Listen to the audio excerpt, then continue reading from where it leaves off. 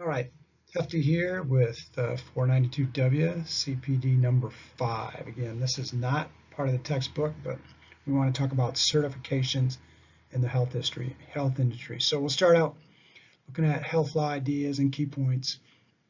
And then we'll look at some physical therapy specialties, some personal trainings, kind of the big four certs, some of the gold standard certs, and then questions you need to ask yourself, and then how you can apply the certification information to your work project.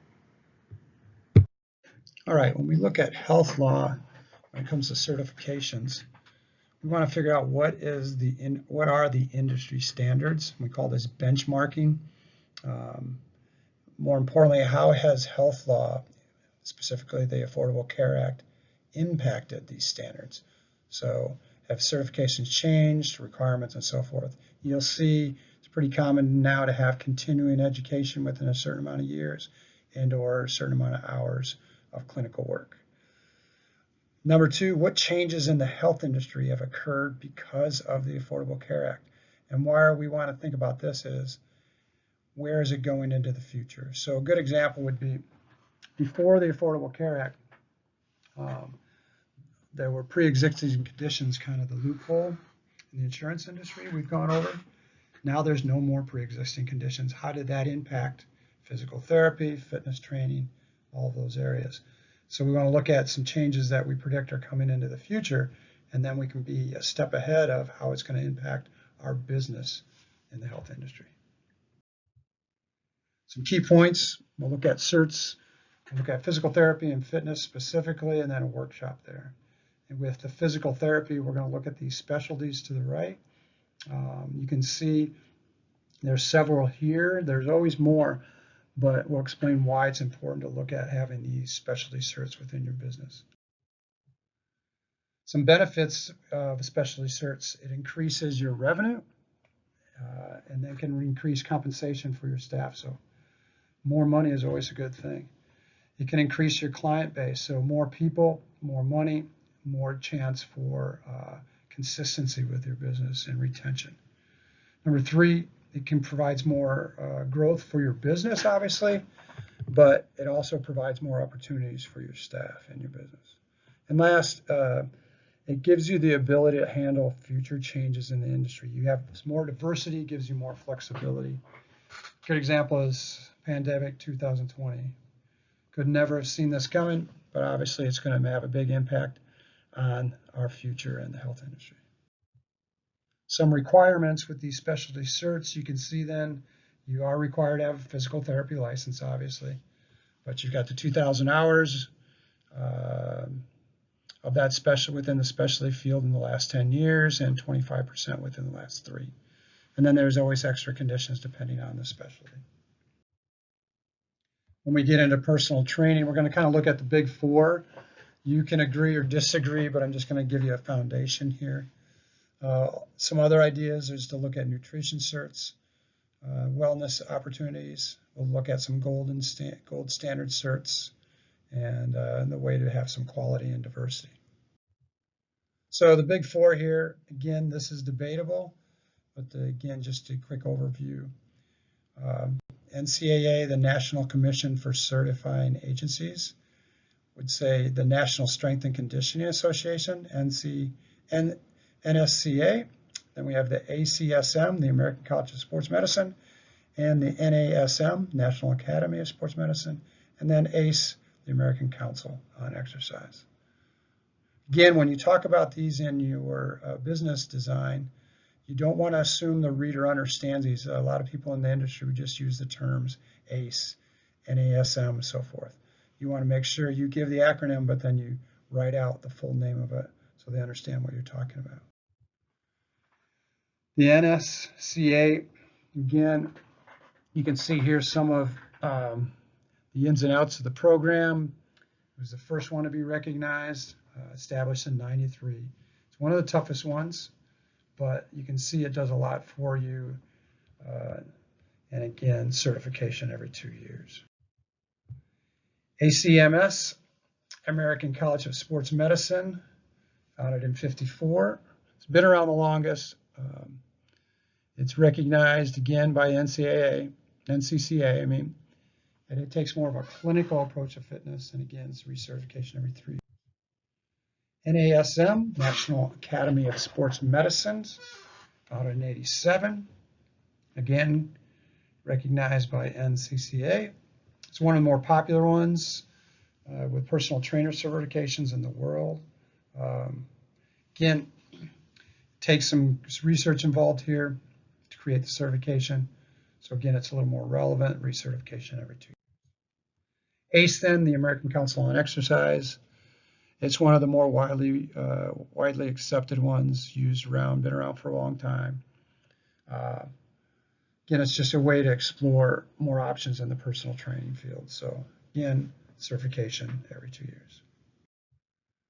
So those are just a quick overview. Again, you want to go ahead and look at the ones that are important to you. You probably know more about it, and you can get in more detail if the fitness industry is your business design, and give specifics. Again, not assuming the reader understands that. Some gold standard certs for all businesses in the health industry is CPR and AED. Some would say it's just must certs that you've got to have. Usually a prerequisite for a lot of the other certification. Just it's a safety. We'll talk about this in risk management. So again, it's recommended every staff member has one in your building, in your facility. Again, some cost effectiveness here. A way to do this is to make this an internal certification process. For example, I worked for the University of Maryland in the Outdoor Education Recreation Department. We had over 750 students that would work each year there that all had to be certified. So one of the ways we did that is the 25 upper management that were involved in the organization all got certified to teach CPR and AED, and then we could do it internally. Again, so we paid the charge for 25 people to get the certification to teach, but then we're able to, for no cost, teach 750. Great example, cost effectiveness. How to ensure quality in your certs. Again, before you start picking these, you want to make sure you consider a couple things here. The reputation of the organization, because you can find these anywhere online right now. Requirements that are needed for your business and your staff. Think about the quality requirements you're going to need from year to year, regardless of who the staff are. Big question, do the benefits of that requirement and the cost of that outweigh the cost? Again, if it's a even Steven thing, that's great, but a lot of times these quality certifications are an investment for additional revenue gains. Is it recognized nationally? Again, so no matter where you go with your business, is it going to be credible? And will it benefit and motivate your staff to evolve individually and as a business? Again, we can always look at these as ways for motivation, compensation, part of the compensation plan, perks for your staff.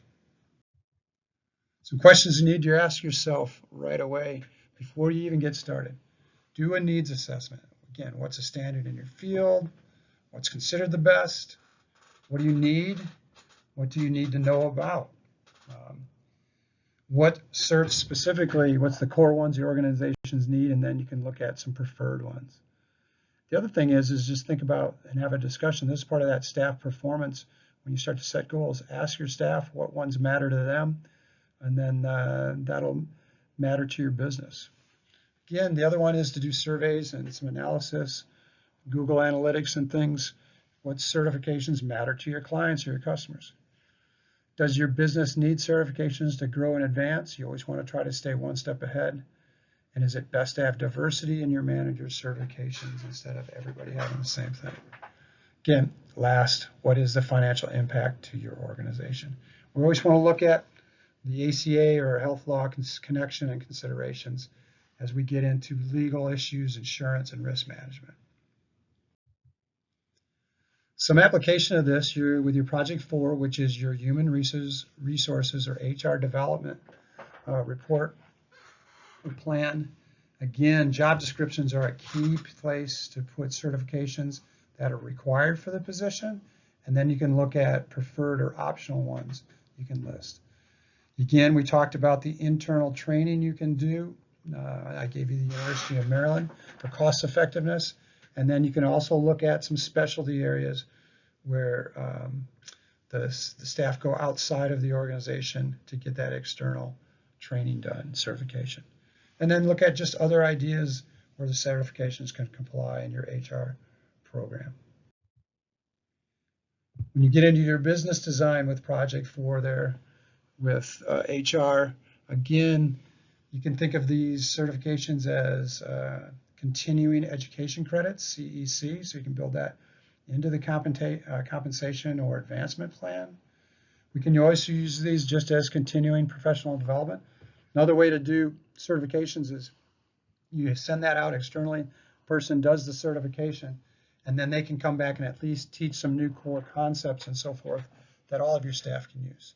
It's a great way to retain quality staff, again, form of compensation, form of advancement, and then you can also use it in your marketing and sales approach to show expertise or credibility to your clients, to your customers. And then as we get into risk management, you're going to see there's some areas of certifications that are just going to be necessary from insurance and liability issues. When we get into business assessment with Project 4, your HR program, you want to look at these as quality controls, and you can monitor performance expectations and goals. Again, this is a great way to benchmark. What are the industry leaders doing? That's what you're doing in benchmarking. You're doing your research, seeing what the leaders are doing, what the trends are. More importantly, what are successful businesses doing as far as certifications? And then start to look at your future plans, your vision. Where do you want to go in advance, and how can that help? How can these certifications help you in not just the business, but in the profession? When we get into marketing, it's huge with your HR. It's a recruitment, it's a new clients. You can use these certifications, new staff, new partners, partnerships. Again, retention is the key here we've talked about. So this credibility can help with your retention of clients, staff, partners, and partnerships again also. Some future project applications. Your last two, Project 5, which is a business research and analysis report. You're going to have to research a minimum of 3 similar businesses and do benchmarking of several different areas. So you're going to do the same type of thing. It's benchmarking there.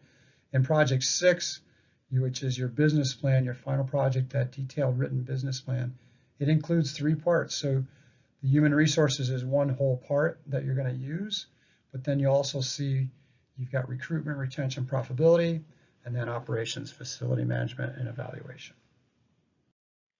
All right, then to wrap up kind of a workshop with the certifications, key point here, you want to do this workshop because it's not going to take long, but you're going to need to share some of these ideas in your discussion reply.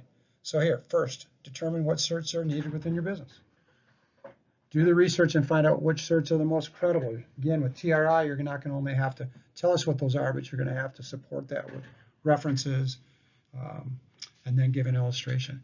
Look at some specialized certs you might consider, and then again, where and how you use the certifications in your business. And last, we always want to look at the legal aspects and then health laws connections.